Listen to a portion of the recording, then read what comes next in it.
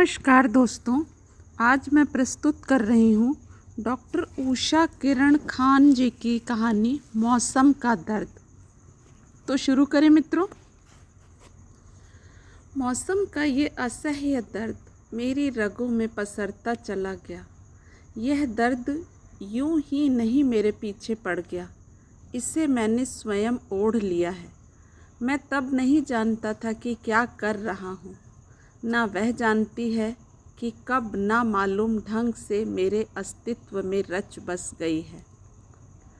हाँ, यही सही है ना अजीब दास्तां, बिल्कुल किसी पुराने किस्से कहानियों सी। वह है भी तो किस्से कहानियों की नायिका सी। पहली बार जब मैं ओवरसियर होकर उसके इलाके में गया तो मेरा मन शंकित था। मैं सुदूर पूर्व के इस इलाके के लिए अपने आप को तैयार न कर पाया था, लेकिन नौकरी करनी थी क्योंकि पिताजी ने मुझे ओवरसियर बनाने में अपनी छोटी सी हैसियत को दांव पर लगा दिया था।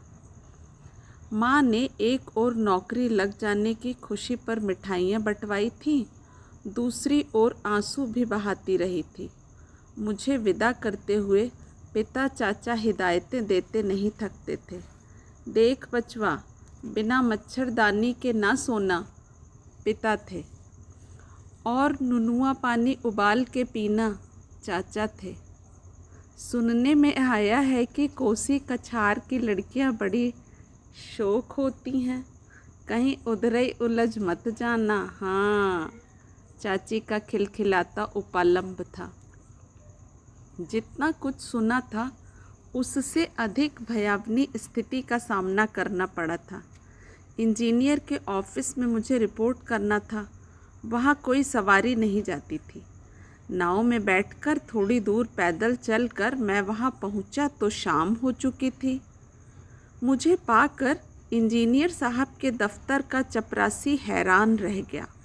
उसने पूछा था, क्या आप सारा असबाब लेकर आए हैं सरकार? क्यों, यहीं रहना है तो? मैंने कहा था। वह बड़े आश्चर्य से देखता रहा। सामान रखो भाई, कहाँ रखा जाएगा? मेरे यह कहने पर उसके चेहरे पर और भी कई रंग आए, कई चले गए। हुजूर, यहाँ तो अभी क्वार्टर बनबे ना किया है, चलिए आपको मुखिया जी के दलान पर ले चलें। नहीं नहीं, ऐसे कैसे किसी के दरवाजे पर? मेरे शहरी व्यक्ति ने विरोध किया। तब सरकार यहाँ एगो चौकी रखवा देते हैं, अकेलन हैं। दरबान ने रास्ता सुझाया। हाँ, यही करो, कहीं से चाय की व्यवस्था करवाओ। मैंने पास पड़ी कुर्सी खींच ली। रास्ते की भयानक थकान और ऊपर से यह अव्यवस्था मन ही मन झल्ला रहा था। दालान के आसपास ग्रामीणों की भीड़ लग आई थी। उसने उन्हें भगाया और व्यवस्था में लग गया।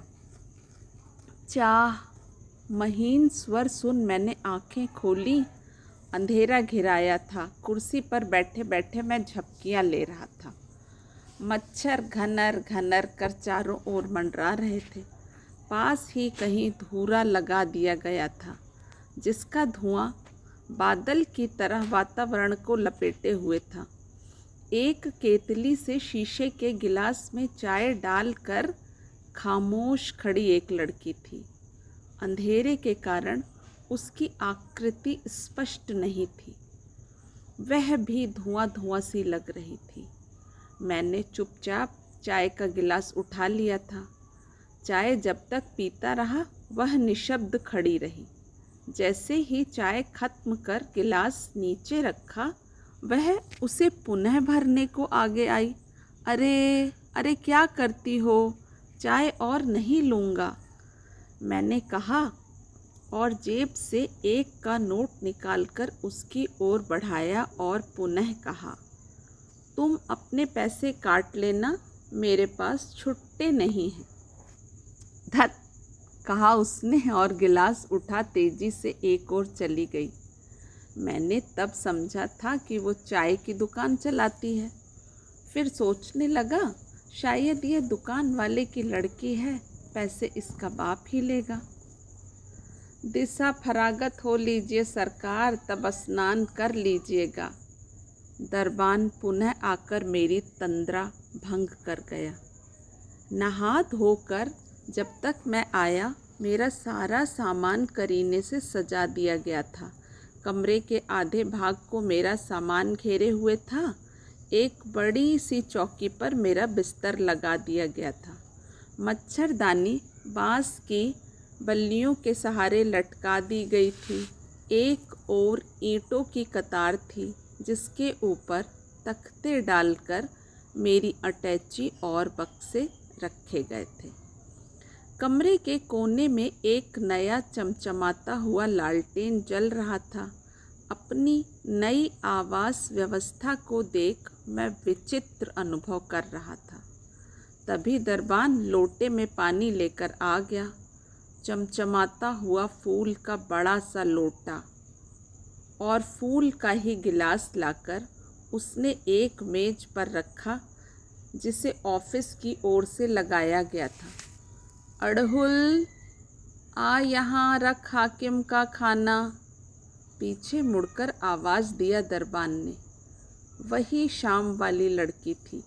एक बड़ा सा थाल लेकर हाथों में थाल के ऊपर एक और थाल था। अरे बाप रे, इतना सब खाना कौन खाएगा? मैं भोजन के विविध प्रकार देख बिना बोले न रह सका। थाल के बीचों बीच स्तूपाकार भात का ढेर, एक बड़े से कटोरे में दाल, दूसरे उतने ही बड़े कटोरे में बड़ियाँ, 2-3 रसेदार सब्जियाँ, शीशे की गहरी प्लेटों में कई प्रकार की भुनी और तली हुई भोज्य सामग्री जिन्हें याद रखना भी नामुमकिन है, सब था। अरे यह क्या मुझे अकेले खाना है? मैं घबरा गया था। शायद मेरी मुद्रा कुछ हास्यास्पद हो गई होगी, तभी वह लड़की मुँह फेर कर मुस्कुराने लगी थी। मैं थोड़ा संभल गया। दूसरी थाली में मैंने अपने खाने योग्य सामग्री निकाली और खाने लगा। जितना मैंने निकाला था वह भी शुद्ध घी के प्रचुर प्रयोग के कारण काफ़ी गरिष्ठ था। बड़ी कठिनाई से खा सका। जैसे ही उठने लगा उस लड़की ने एक और कटोरा आगे कर दिया। मलाईदार दही का कटोरा देख कोई अपने को रोक सकता हो तो रोक ले। मैं उसका खास दीवाना हूँ, लेकिन मात्रा देख मैं भी डर गया। उसमें से थोड़ा लेकर खा लिया और उठ गया। दरबान गाल पर हाथ धरे बैठा अचरज से मेरी ओर देख रहा था। हाकिम, कहाँ कुछ खाए हैं? उसने कहा।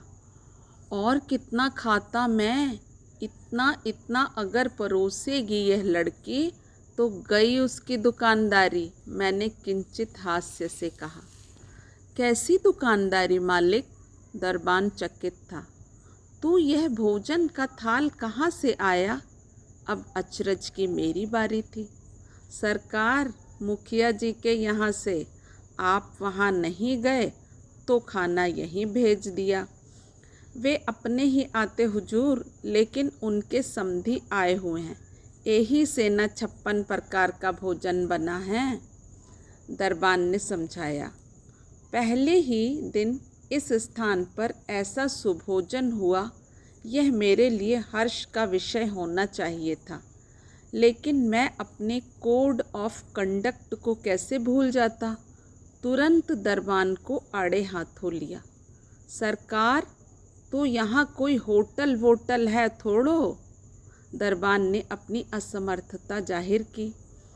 और सरकार, बड़ा साहब भी यहाँ आते हैं तो उन्हीं के यहाँ खाते पीते हैं। ठीक है, लेकिन मैं ऐसा कैसे करूँ? कोई 2-4 दिनों के लिए तो नहीं आया हूँ। कल से कुछ व्यवस्था करनी पड़ेगी। जी मालिक। मुदा अब तक कोनो इंतजाम नहीं होता है। वहीं खाना होगा, नहीं तो मुखिया जी को दुख होगा।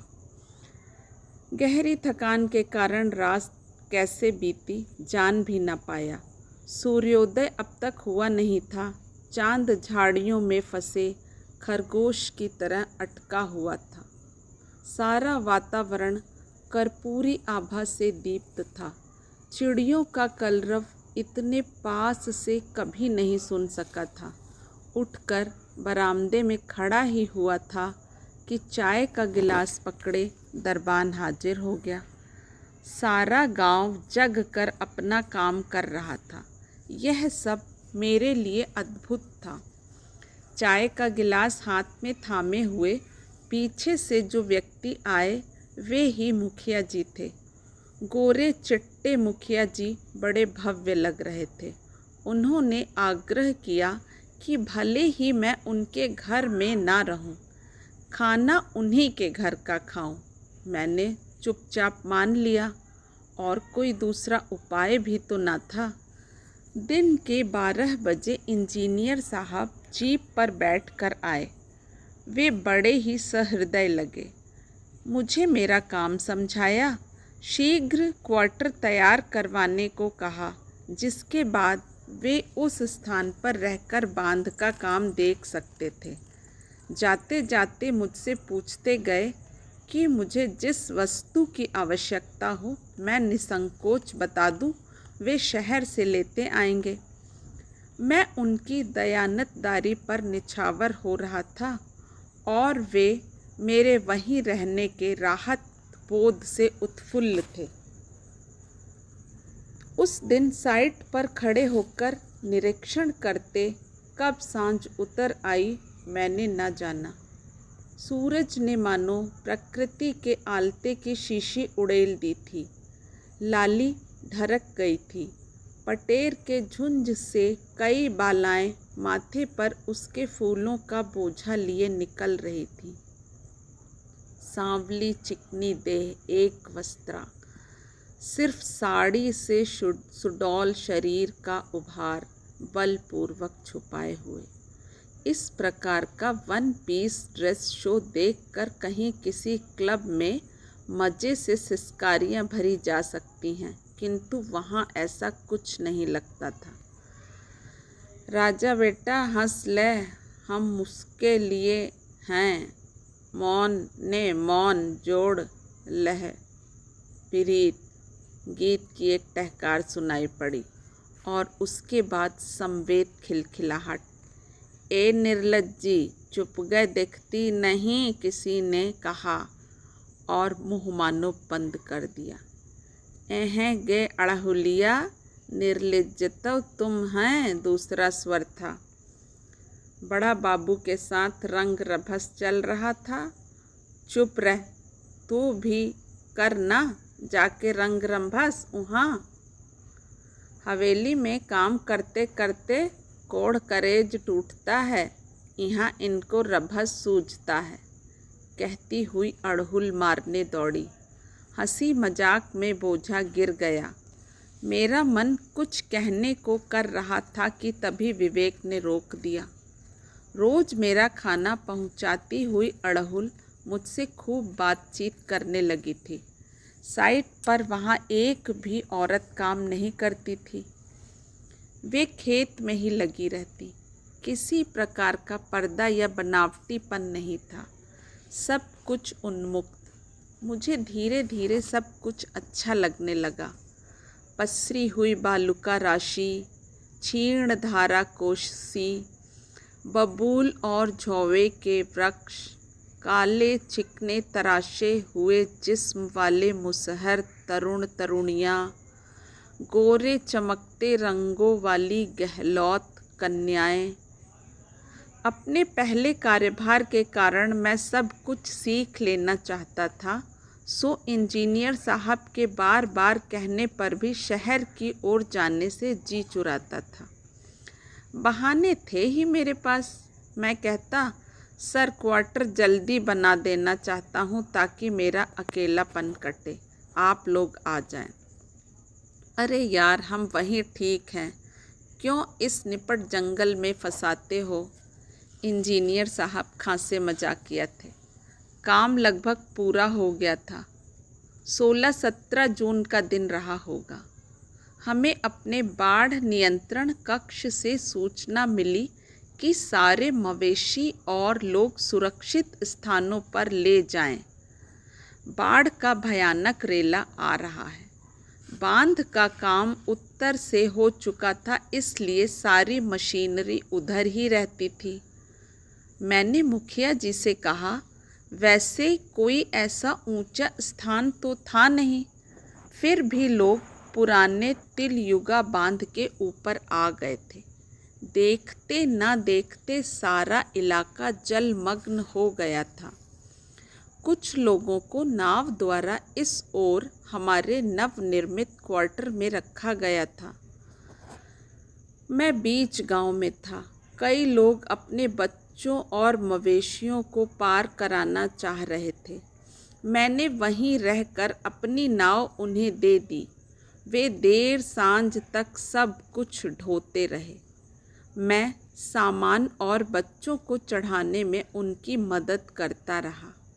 अंत में बच गया मैं और मात्र अड़हुल। वह भी जिद किए बैठी थी कि आखिरी बार मेरे साथ जाएगी। उसकी बूढ़ी माँ भी छूटी हुई थी और उधर अंधेरे में नाव किनारे में कहीं डूब गई थी। चांदनी रात थी, चारों ओर चांदी पटा हुई थी। कल कल निनादिनी यह क्षीण नदी प्रबल अट्टहास कर रही थी। नदी सागर बनकर सारी फसल लील गई थी। झींगुरों की झनकार से निस्तब्धता टूट रही थी। कभी कभी गीदड़ों का हुआ हुआ शोर मचा रहा था। हाकिम हाकिम देखिए, वो सांप कैसे पानी में भागा चला जा रहा है, अड़हुल ने कहा। उसकी वाणी में भय का लेश भी नहीं था। मैंने देखा, एक बड़ा सा चमचमाता हुआ सांप जल चीरता हुआ पास के घर की ओर जा रहा था। तुम्हें डर नहीं लगता है अड़हुल? मैंने उससे पूछा। काहे का डर? इनका हमारा तो रोज का नाता है। यह नागडीह ही है सरकार, नागडीह। कोशिका का बहन है सब। झौवा, कौवा, मलेरिया, जर, सांप प्यादा है, मुझे समझा रही थी। कहाँ से आग लेबो जे सांझ देबो, चुपचाप रह चंद्रमा, भगवान का इजोत से मन भर, अड़हुलिया ने जवाब दिया। हाकिम से पूछ, सब सलाई होगा? सिगरेट न पीते हैं? बुढ़िया ने पुनः कहा। नहीं बूढ़ी अम्मा, मेरे पास नहीं है दिया सलाई। मैं नहीं सिगरेट पीता। उस दिन मुझे अपने सिगरेट नहीं पीने पर बड़ा क्रोध आया। ओह, हाकिम यहीं रह गया, बेचारा कैसे रात भर सोएगा, क्या खाएगा? बुढ़िया बड़बड़ाती रही। मैं गुमसुम उसारे पर बैठा चांद की ओर देख रहा था। अड़हुल धप से आकर मेरे पार्श्व में बैठ गई सटकर। सारा शरीर झनझना गया था। मुझ शहरी बाबू के मन में चोर था। पहले दिन से ही यह गहलोत कन्या कलेजे में आधे फंसे फांस की तीर की तरह अटक गई थी। उसने अपने पैर लटका दिए थे पानी में और छप छप कर रही थी। गोरी चिकनी सुडौल पिंडलियाँ चांदनी और घोर मट्ठा कोशी जल में चमक रही थी। मुझसे रहा नहीं गया, उसे खींच लिया, पानी से खींच कर ऊपर कर लिया था। फिर भी मेरे हाथ वहीं थे। विद्युत स्पर्श पाते हुए मैं बेसुध था। छी छी हाकिम, यह क्या कर रहे हैं? मेरा गोर यानी कि पैर पकड़े हैं। खनखनाती हुई हंसी और मेरा हाथ बलपूर्वक हटाती हुई वह मेरे सीने के पास आ गई। मैं सहम गया था, जाने यह क्या सोचे। सच पूछिए तो हाकिम, हमको बड़ा सुहा रहा है यह सब। क्या सुहा रहा है? मेरा गला भर्रा आया था। यही सब कोसी का बाढ़ सब साल आता है, मुदा इस साल का बातें कुछ गजब है। क्या है? उधर चलिए बताएं, फुसफुसाती हुई कह रही थी। मैं मंत्रमुग्ध सा पीछे चला जिधर वह उठकर चली गई। आमंत्रण के उस ज्वार में मैं कुछ भी आगा पीछा न देख सका। भुरुकवा उगने पर नींद खुली। मेरे साथ अड़हुल चिपकी सोई थी, निश्चिंत। उसके घने काले बिखरे केश मुँह पर छितरा आए थे। भरे भरे होंठ तृप्ति की मुस्कान से आवेष्टित थे। अधखुली पलकें निद्रा निमग्न थी। साड़ी का आंचल हटा था। आह, सौंदर्य का भरपूर सागर ठाठे मार रहा था। मुझे ममता हो आई। इसने मुझे सब कुछ समर्पित कर दिया, मुझ पर अनन्य विश्वास किया। मैं इसे निभाऊंगा जीवन भर। छप छप पतवार की आवाज़ सुनाई दी। सोचा कोई नाव है, थी भी। आंचल खींचकर उसे ढक दिया। वह चटाई पर से आधी ज़मीन पर पड़ी थी। उसे छू कर हटाने का साहस नहीं कर सका। सोचा भोर का सपना देख रही होगी, कहीं टूट ना जाए। उठकर दूसरी ओर आया। देखा कुछ लोग आ गए हैं नाव लेकर। हाकिम, आप देवता हैं, हम लोगों की खातिर बनवास ले लिया। लोगों का मुंह पश्चाताप से सूखा हुआ था। अरे नहीं भाई, यह सब तुम्हारे कारण थोड़े हुआ है, समय ने किया है। मैंने उनकी बात का जवाब ऊपरी मन से दिया। भीतर ही भीतर तो अपनी उपलब्धि पर प्रसन्न था। सोच रहा था अनायास कुछ क्रांतिकारी कार्य करने का अवसर हाथ आ गया है। प्रेम रस में आकंठ निमग्न था। नाव पर काफ़ी लोग थे जो अपने घरों को देखने आए थे। लौटती नाव पर चढ़कर मैं अपने क्वार्टर पर पहुंच गया। हफ्ते भर जब तक पानी चढ़कर उतरा, मैं बड़ा बेचैन रहा। अड़हुल की शक्ल ही न दिखाई दी थी। किसी से पूछ भी न सका। अपने मन का चोर ही मुझे पूछने न देता। ऐसे में ही दरबान आया और कहने लगा, आज तो आपको शहर जाना है ना? एक साड़ी अंगिया लेते आइएगा, अड़हुलिया का मेहमान आया है, बिदागरी है। क्या? मैं नहीं समझा।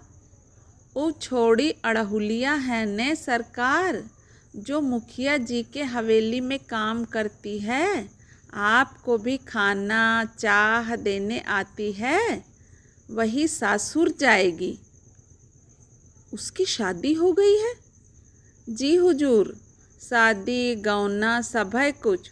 वो तो सरकार मौसम की मार पड़ा था, खेत दहा जाता था, सो 2 बरस से मेहमान विदेश चला गया था।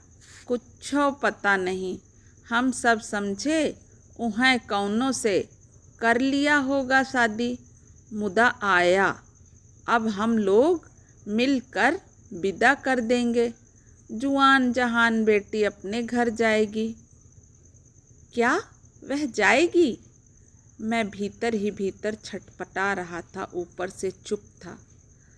नहीं, मैं आज नहीं जाऊंगा, तुम किसी और से मंगवा लो।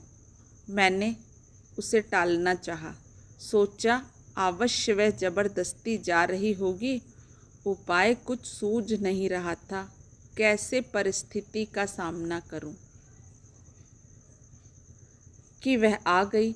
मेरी आशा के विपरीत वह आज अतिरिक्त खिली हुई थी। उसका रंग निखरा हुआ था, उत्साह समा नहीं रहा था। हाकिम, हम कल भोरे चले जाएंगे, आपसे मिलने आए हैं। कहाँ? बोल फूट ही नहीं रहे थे। अपने आदमी के साथ ससुराल। तुम्हें मैं याद नहीं आऊँगा? हाँ हाँ, आप हमारे गांव के लिए देवता हैं, आपको कौन भूलेगा। बस अड़हुल, मैंने तुम्हें लेकर कई सपने देख डाले, तुम्हारा शरीर छुआ, तुम्हें भोगा, यह सब भूल जाओगी? एक बार सोच लो, मैं तुम्हें अपनाना चाहता हूँ। अड़हुल, मेरा अतिरिक्त भावुक स्वर वह अचरज से सुन रही थी, मेरी ओर ऐसे देख रही थी मानो मैं अजूबा हूँ। हाय हाकिम, आप हमें जात बाहर करवाइएगा। जब 2 साल की थी तभी बियाह हुआ, गौना हुआ। मेरा कमाह मर्द है, उसको छोड़कर? नहीं नहीं, आप अपनी जात की लड़की से शादी कर लीजिए। मैंने उसके पास आकर उसका हाथ पकड़ना चाहा, वह पीछे हट गई। क्या तुम वह सब भूल जाओगी जो उस रात? अरे हाय राम, राह चलते पियास लगे, बाट घाट के कुएं से पी नहीं ले आदमी पानी, कि घर जाकर पानी पीने की सोच में हलकान होवे। रात का मौसम था, आग और खड़ एक ठैया, हुआ लेस दिया। जाइए बाबू, आप मर्द होकर तिरिया चरित्र दिखाते हैं, आशीर्वाद दीजिए, राजी खुशी जाएं। नीचे झुककर अपने आंचल से मेरा पैर छूकर आंखों से लगाया और चली गई। कोसी कछार की वह हिरनी अपने खुरों से मेरी छाती रौंदती हुई चली गई। मैं पराजित सा उसे देखता रह गया। तब से मैं इस मौसम का दर्द झेल रहा हूँ। वहाँ से इच्छा करके बदली करवाई, उसका तर्क दर्शन बार बार रामायण की चौपाई की तरह मन ही मन दोहराता हूँ। चांदनी रात को मौसम का दर्द तब भी पीछा नहीं छोड़ता। नमस्कार मित्रों, कहानी यहीं पर ख़त्म होती है। आशा करती हूँ आपको पसंद आई होगी। धन्यवाद।